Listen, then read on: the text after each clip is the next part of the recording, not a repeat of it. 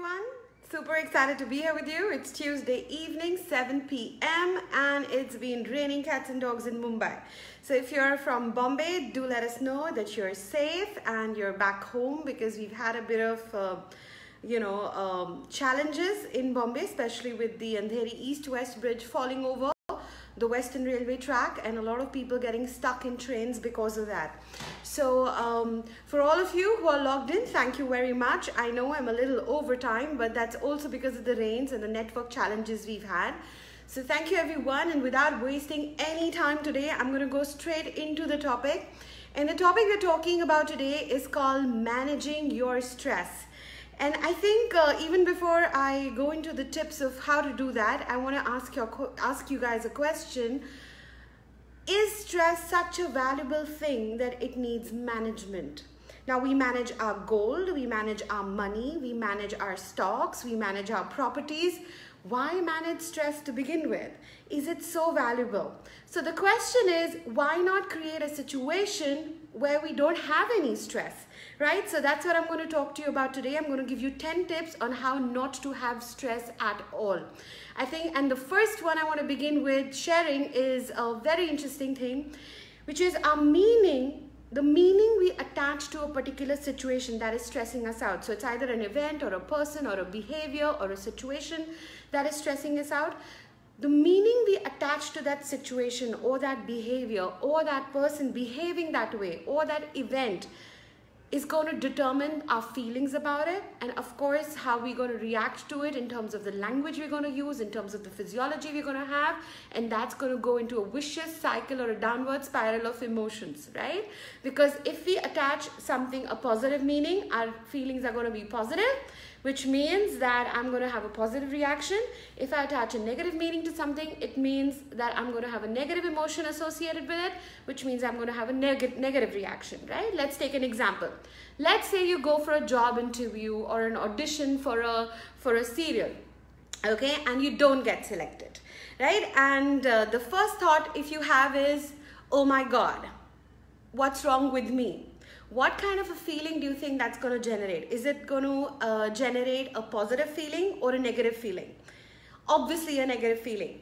On the other hand, if you told yourself, maybe God's got something better worked out for me and that's why I never got selected, what kind of a feeling is that going to create? A positive feeling or a negative feeling? Obviously a positive feeling.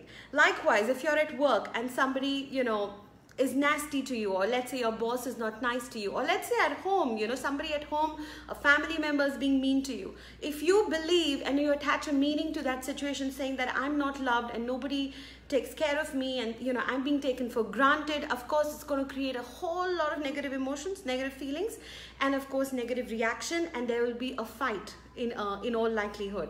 On the other hand, if you feel, okay, maybe the meaning you attach is maybe this person is just having a bad day, and you leave it at that and you don't take it personally, then chances are that you're not going to have a negative reaction to it, and the situation will get handled beautifully. So that's tip number one, which is, basically step back and look at the meaning you're attaching to a particular situation, see it from another person's perspective. The second thing is, if you're in a situation which requires handling, okay, look for solutions. And I think one of the most beautiful ways of looking for solutions is mind mapping. Put the problem in the middle and come out with as many creative ideas that you can come up with in terms of what is a possible solution. Thinking about a problem in your head is not going to solve it, right? So if you put it on pen and paper, it's very nice, especially if you're debating between two situations. One of the best things to clear your confusion is put option number one on the left hand, option number two on the right hand. Write down all the pros and cons of option one, write down all the pros and cons of option two, and when you look at it on paper, it is much easier to make a decision, right? So always find solutions on paper, and of course then set an action plan to solve those issues. And obviously your action plans need to be dated, but remember to keep the steps really small so you can set yourself up for a win. The third thing you want to do is accept what you cannot change. Not everything in life is under our control. There are things we can control, but there are things we can't. We cannot control, for example, how someone behaves. But what we can control is how we react internally to that behavior, right? So if there are certain things which are beyond your control, just let them be. Don't worry too much about it. If it's not going to impact your life 5 years from now, don't waste more than 5 minutes on it. That's a simple 5 by 5 rule. If a situation which is negative is not going to impact your life 5 years from now, don't waste more than 5 minutes on it. Just leave it there and then and move on. The fourth tip I want to give you is learn to relax and recharge. Very, very critical. And I'm not talking holidays or weekend getaways. I'm talking on a daily basis. You have to create a portion of your work schedule as your me time. You need to have at least a half an hour, 45 minutes just for yourself, doing something which gives you joy. 100% focused on you, not on anybody else. Don't try to take a spouse along in that. Don't try to take a child along in that.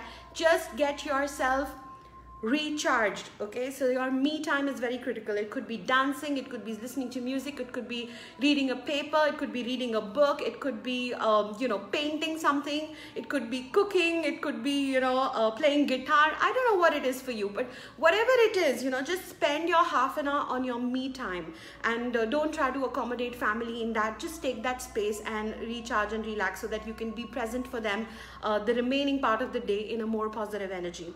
Of course, once in a while, take a weekend getaway. It's very, very important. And once in 6 months, definitely go on a holiday and recharge yourself for a couple of days. Take a break, okay? Take a 2-3 weeks break and really, really enjoy yourself so that you can recharge and reproduce what you need to do in terms of your work and family responsibilities, and you can do so joyously.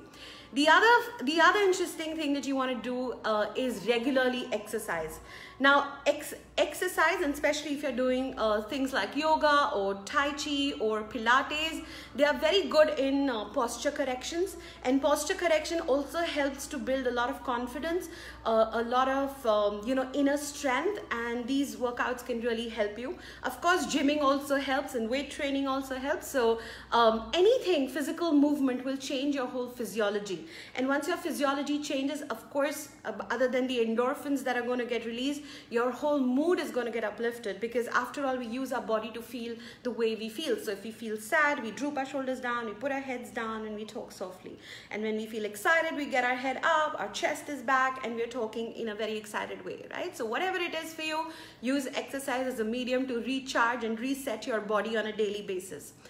Number 6 is open up and talk to people. Do not hesitate. We are living in a world where everybody communicates through WhatsApp. Even birthday wishes are coming on WhatsApp.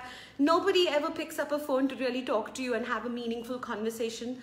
Most conversations on phones are work related, not personal anymore. Most people feel they've done their responsibility by connecting with a friend on WhatsApp and sending 20 messages.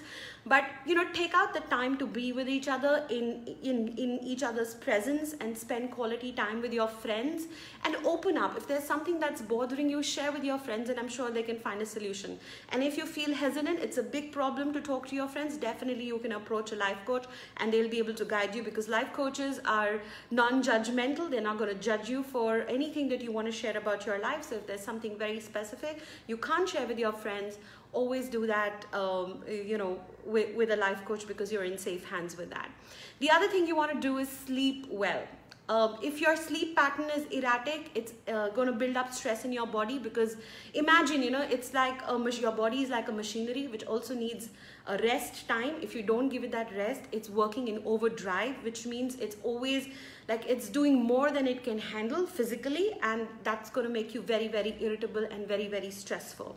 The 8th thing you want to do is look at what you're eating. Your nutrition plays a big role. So caffeine, alcohol, refined foods, and refined sugar can create more stress in the body, whereas eating more down to earth, more alkaline foods, more greens, more veggies, can keep your stress levels down. So nutrition can be a great way to manage stress. The other thing you want to do is learn how to manage your time. I think for me, number 9 would be managing your time, because a lot of people get stressed because they don't know where their day is headed. They have a huge list of things to do, a huge list of pending tasks. So don't keep things pending, just address the issues before they become crisis. And I would say that even about, being with family members, if there's an issue in the family that needs resolution, don't sleep over it, resolve it before it turns into a crisis so that it's easy to manage. If you leave it, shoved under the carpet, when it comes out, it may be like a volcano or very, very ugly. And likewise for your work, if you have tasks to complete, get them done, schedule them in your timetable or get them organized. And last but not the least, learn to say no when you want to say no and don't say yes, because a lot of times people who are nice people who love to keep everybody around them happy and they just want to be there for everyone sometimes get stuck because they don't know when to turn down a request, and as a result they take on too much from themselves, they expect too much from themselves, and because of these unreasonable expectations on a daily basis, they unnecessarily create stress in their lives. So be good to everyone, but learn to say no when you have to. Don't feel bad about it, don't feel guilty about it, and don't feel you're being selfish if you're doing that, because the first person you want to take care of is yourself. It's only when you take care of yourself are you in a position to take care of other people, because what's inside is outside. So if you're not brimming with love and self-care, you'll not be able to pass it on to people in your life. Right, so these are my 10 tips on how not to get stressed, or how to make sure that you're physically fit so that life's challenges do not put you down and you're ready to face each one of them. If any of you would like to ask any questions, I'll be delighted to answer at this time. And I'm so excited to see so many people logged in today. It's lovely to have all of you commenting. Sorry, when I'm talking, I'm like so much into the camera that I don't read the messages. So if there's anything critical, or if any of you asked a question, may I request you to please repost it. And in case I miss it, I'll be happy to get back to you on that in the comment section within the next 48 hours. So if any of you have any questions on stress management as a topic, please feel free to write to me right now. And if not, then we meet again next Tuesday, 7 p.m. and it's going to be 7. If the network allows it, otherwise it may be 5-10 minutes here or there. All right, so Amit Dorje is asking how to take no gracefully. Well, I think every single person, so I'm not too sure, Amit, are you talking about how to say no or take no? So I'm going to answer both. Saying no should be very easy, because if it is something that is going to put you down, you're trying to do something for someone else, but you know that it's going to harm you, I think then we'll follow the principle of wear your oxygen mask before you put anybody else's. So it's easy to say no from that angle. If the question is how can I take no from someone else, I think you have to respect their time and space and allow people the freedom to be themselves and accept people for who they are, and don't take it personally. So that's the answer to that. And you're most welcome, Aditya. Thank you so much for logging in.